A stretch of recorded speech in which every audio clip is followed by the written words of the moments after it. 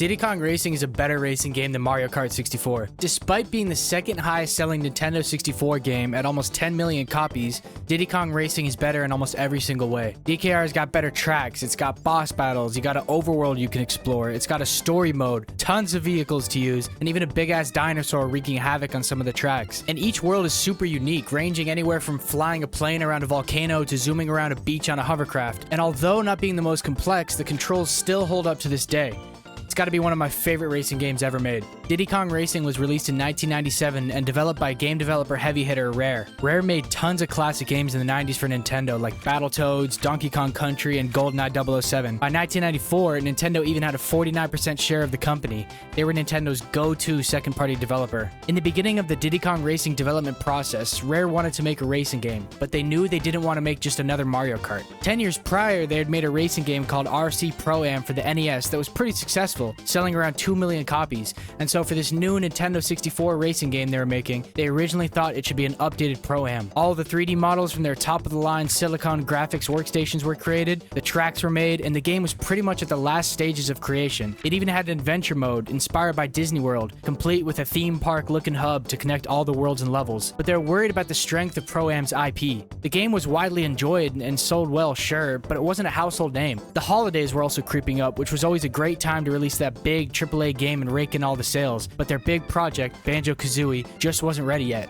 Around this time, Nintendo visited Rare's headquarters in the UK and proposed Rare make the game centered around a Nintendo character, as Nintendo also didn't have a big game to drop for the holidays, and they liked the game's demo that Rare had showed them. So, with Nintendo's suggestion, they decided to change their mascot of the game to Diddy Kong. So began the process of adapting their existing models and changing the game's packaging before release. One of the original issues with the game was trying to find a way to make everything 3D. Mario Kart 64 used 2D sprites for the game, and Rare really needed to rack their brains to figure out how they would be able to make their ambitious game run at the same speed as Mario Kart while being 3D. They ended up coming up with the genius idea to use sprites for the vehicle's wheels and propellers to further reduce the amount of polygons on the screen. Cutting corners like this was super important back in the day when games had all sorts of hardware limitations, like the fact that there could only be a certain amount of polygons displayed on screen without affecting the frame rate. So, with these new changes implemented, Rare was pretty much set for the holiday season. And because Nintendo didn't have any N64 games they were developing launching in the holidays, they gave Rare a huge piece of their $200 million advertising budget to market the game. It finally released in late 1997 worldwide and sold insanely well, selling 1 million copies in just the first month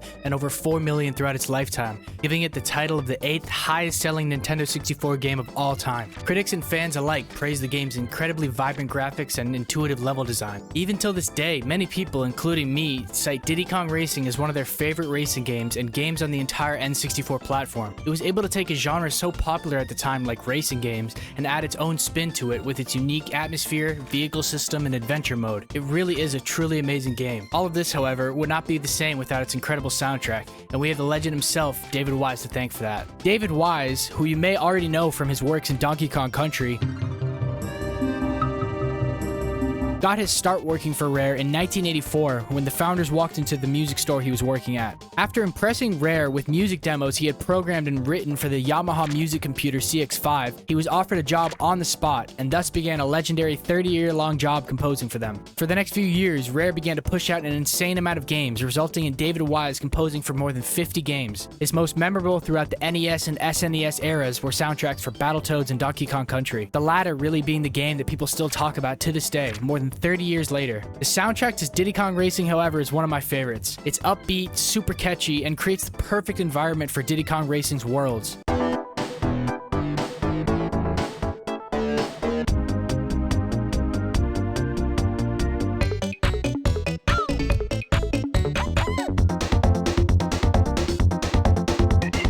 David Wise used a variety of sounds for the soundtrack, but what stood out to me the most was his use of marimbas, bright basses, synthetic sounding guitars, woodwind samples, and electric pianos all sprinkled on top of these bouncy percussive loops. Many tracks also use a bunch of Indian melodic elements like sitars and even one track sampling a vocal chop from a Spectrasonic sample CD called Heart of Asia. I couldn't exactly find out any information online mentioning the use of specific synths and samples other than this tweet from David Wise himself, but after checking out the Heart of Asia sample CD, I'm pretty confident he used a bunch of other samples from it as well. I could genuinely listen to the main menu theme on repeat for hours without getting bored. Another really cool thing about the soundtrack was that aspects of it were adaptive, meaning that it changed as the game changed. When you're selecting your character in the main menu, the soundtrack is playing continuously, but each character you switch to has slightly different instruments playing.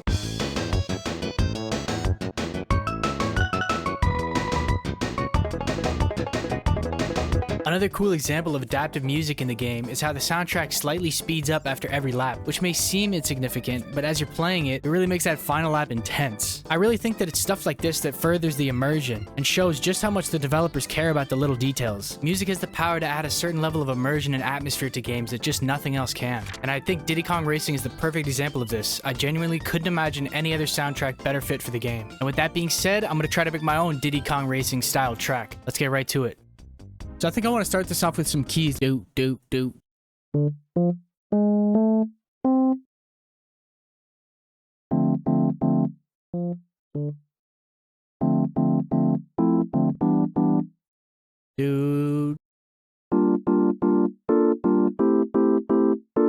Now I think we could add some percussion. Let's get to it. Let's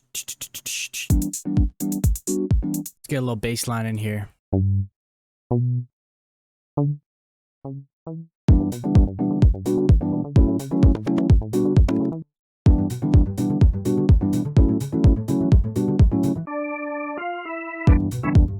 Ooh, it's kind of hard like that. Try and do like a backwards roll, like a downwards roll. Ooh.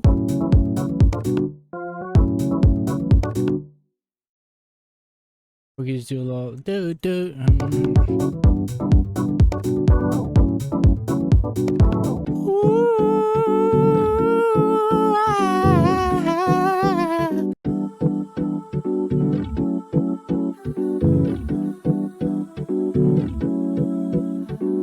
I'm gonna put this vocal melody on hold for a second. Let's just do a little banjo, a little ditty, you know? Do do do do do do do do do do.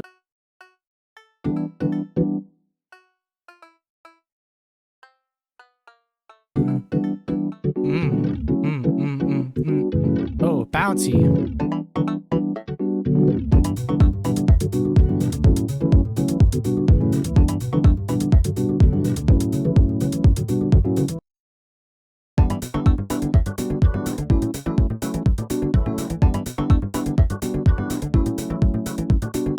Hope you guys enjoyed this video. It was so fun to make, even though it took so long because I'm terrible at editing. David Wise is truly a legend for his contributions to video game music and video games in general. And yeah, I hope you guys enjoyed this one, man. Let me know in the comments what video game you want to see me cover next, and I'll see you guys next time. Peace.